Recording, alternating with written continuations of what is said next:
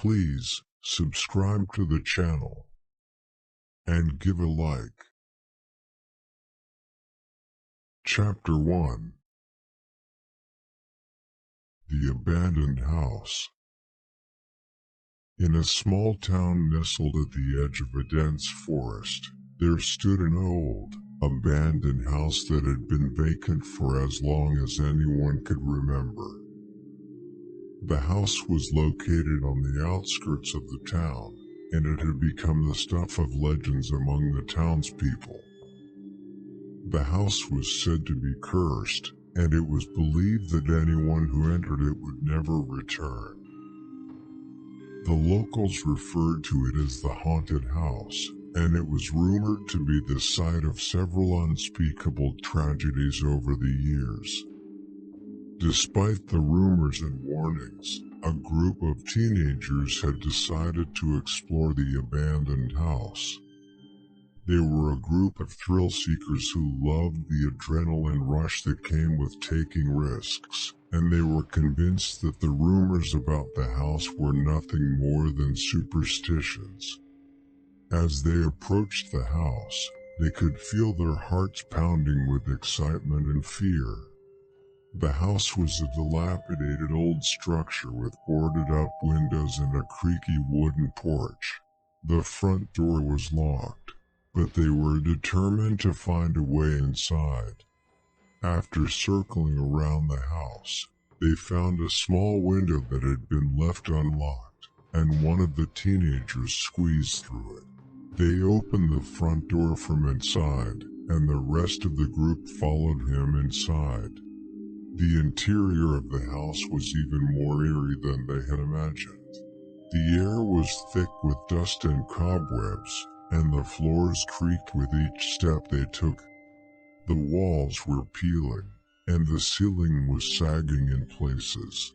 They could smell the musty scent of old wood and dampness. As they explored the different rooms of the house, they began to notice strange noises and movements around them. The shadows seemed to dance on the walls, and they could hear footsteps that seemed to be following them. They were starting to feel uneasy, but they continued exploring the house, determined to uncover its secrets. Chapter 2. The Ghostly Presence. As the group of teenagers explored the abandoned house, they started to feel a growing sense of unease. They could hear faint whispers and strange noises coming from the upper floors of the house. The eerie silence was broken only by the creaking of the old wooden floorboards beneath their feet. As they reached the top of the staircase, they saw a ghostly figure standing in front of them. It was a woman dressed in a long white gown, and she had a sad expression on her face. The teenagers were paralyzed with fear, and they couldn't move. The woman started to speak, and her voice was barely audible. She told them her story, how she had lived in the house many years ago and had been cursed by a vengeful witch. The curse had caused her to die a painful death, and she was now trapped in the house forever. The teenagers listened in horror as she described the curse and the terrible fate that had befallen her. They felt a strange sensation, as if they were being pulled towards her. They realized that they had unleashed the curse by entering the house, and they knew they had to find a way to break it. The woman's ghostly presence was overwhelming, and they felt a sense of dread as they listened to her story. They tried to leave the house, but they found the doors and windows were locked, and they couldn't find a way out. As they searched for a way to escape, they started to feel a strange sense of being watched. They could feel a cold breath on their necks, and they could hear the sound of faint whispers coming from the shadows. They realized that they were not alone in the house, and they knew they had to find a way to break the curse before it was too late. Chapter 3. The Cursed Object. The teenagers had been trapped in the abandoned house for several hours, and they were growing more and more desperate to escape. They had searched every room in the house, but they couldn't find a way out. They were haunted by the ghostly presence of the cursed woman, and they knew they had to find a way to break the curse before it was too late. As they searched for a solution, they stumbled upon an old chest hidden in the corner of the room. The chest was locked, but they managed to open it with the rusted key they found lying nearby. Inside the chest, they found an old diary and a strange, cursed object.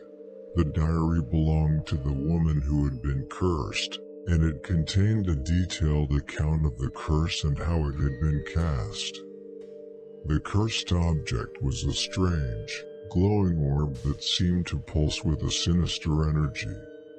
The diary revealed that the cursed orb was the key to breaking the curse. They had to find a way to destroy it, but they didn't know how.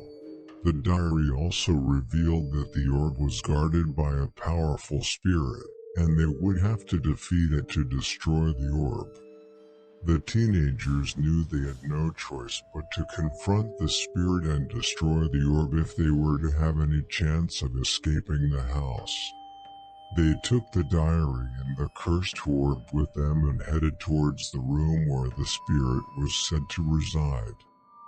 As they approached the room, they could feel the air growing colder, and they could hear strange whispers and moans coming from inside. The door was locked, but they managed to force it open and entered the room. The spirit was waiting for them, and it was a terrifying sight.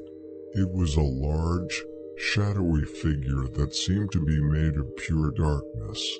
Its eyes glowed with a sinister light, and it had long, bony fingers that curled like claws.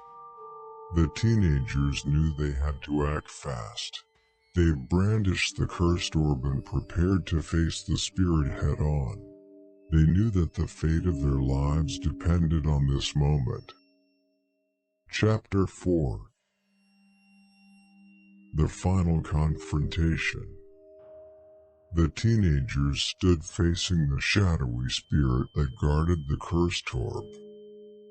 The orb was their only chance of breaking the curse and escaping the abandoned house, but to get to it, they would have to defeat the spirit first. The spirit let out a blood-curdling scream that echoed throughout the room, and the teenagers braced themselves for a fight. They knew they had to be careful, as the spirit was powerful and could easily overpower them.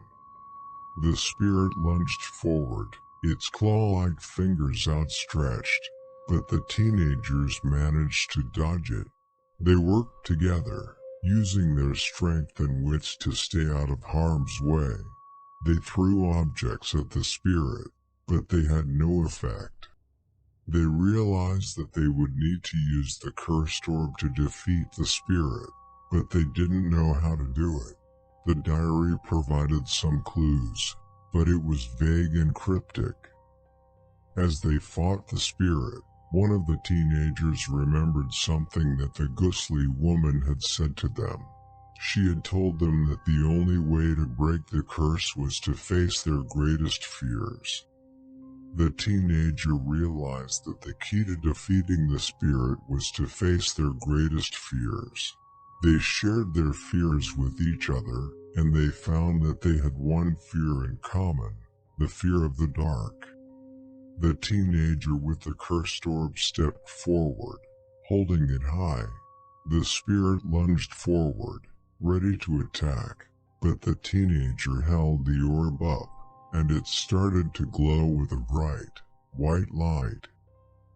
The light from the orb illuminated the entire room, dispelling the darkness and revealing the spirit's true form.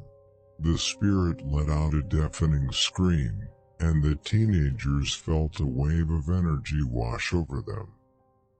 The light from the orb grew brighter, and the spirits started to shrink, fading away into nothingness. The teenagers knew that they had defeated the spirit and broken the curse. As the light from the orb faded away, the teenagers found themselves outside the abandoned house. They were free from the curse, and they knew that they had faced their greatest fears and conquered them. They looked at each other and smiled, knowing that they had shared a terrifying experience that they would never forget. Chapter 5. The Aftermath. The teenagers stood outside the abandoned house, panting and shaking.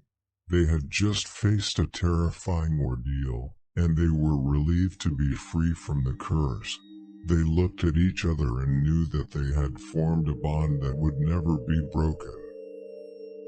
They walked away from the house, taking one last look at it before leaving it behind forever.